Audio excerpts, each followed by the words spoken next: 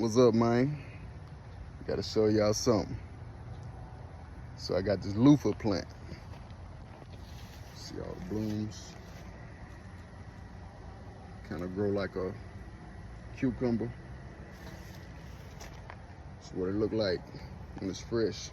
Kind of squishy. It's soft on the inside. This is what the inside look like. I don't know if y'all knew you could eat this. It's kind of sweet.